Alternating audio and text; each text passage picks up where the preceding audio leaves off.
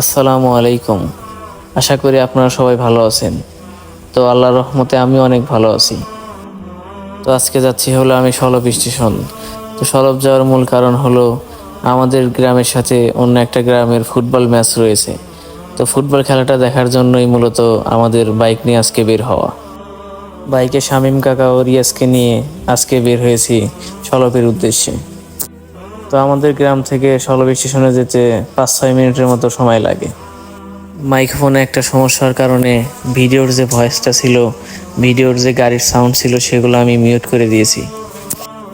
তো আমাদের যে গ্রামের রাস্তাটা মাশাআল্লাহ অনেক সুন্দর চারিদিকে। আপনারা যে ভিউটা দেখছেন আসলে এটা আসলে অনেকটাই সুন্দর। আমি এখন আছি হলো আমাদের বেতকান্দি উত্তরপাড়ার সাইডে। তো এই উত্তরপাড়াতেই আপনারা এই কলার ঝোপগুলো দেখতে পারবেন। এখানে বিশেষ করে ঝড় আসার আগ মুহূর্তে কলা গাছগুলো যখন দুলতে থাকে বাতাসে, তখন দৃশ্যটা আসলে অনেকটাই সুন্দর হয়ে থাকে।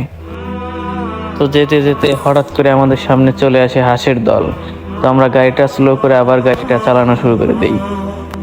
ইনশাল্লাহ পরবর্তী সকল ভিডিওতে বাহিরের যে নয়েজ, বাইকের সাউন্ড সব কিছুই অ্যাড করা থাকবে। এরকম মোটো ভ্লগ আমি আগে কখনোই করিনি। তো ভিডিওতে বা কথা বলায় যদি কোনো সমস্যা হয়ে থাকে তো আপনারা ক্ষমার দৃষ্টিতে দেখবেন।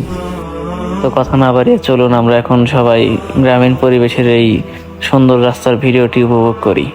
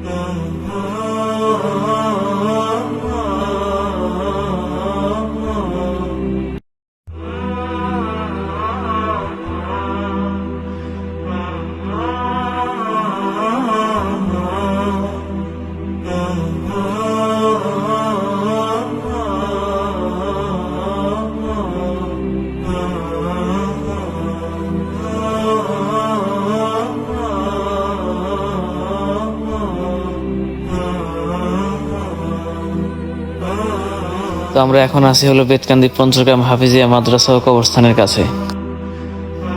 এই কবরস্থানে 5টি গ্রামের মানুষকে মারা গেলে দাফন করা হয় এখানে। এই কবরস্থানে 5টি গ্রামের মানুষকে একসাথে দাফন করা হয় এখানে।